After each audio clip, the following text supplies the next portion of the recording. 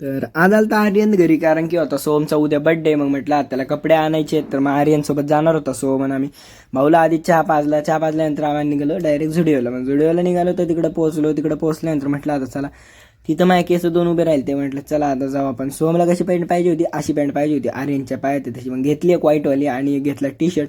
त्याला घालायला दिलं डायरेक्ट. ते घातलं, भारी दिसत होता, पण त्याची पोज अशी होती ना ॲस्थेटिक वाणी. म्हणजे कपडे घातलं म्हणजे डायरेक्ट ॲस्थेटिक का कपडे घातलं कसं.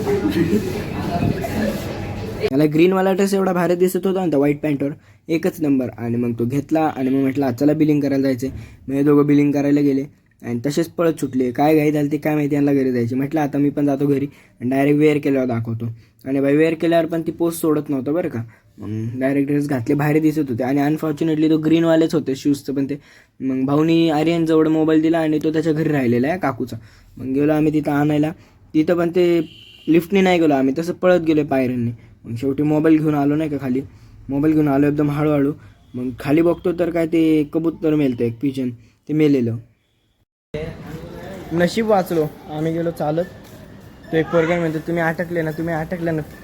मी म्हटलं आम्ही चालत आलो, तर ते लिफ्ट अटकली होती. वाचलो भाऊ. मग घरी आल्यावर पाणीपुरी खाल्ली, कारण की पाणीपुरीचं सगळं रेडी झालं. मग लगेच घेतली पाणीपुरी डायरेक्ट खाल्ली आणि मग गेलो अभ्यासाला, कारण इंग्लिशचा पेपर होता. मग आता मी अभ्यास करतो. मग भेटे पुढच्या पार्टमध्ये. Bye bye.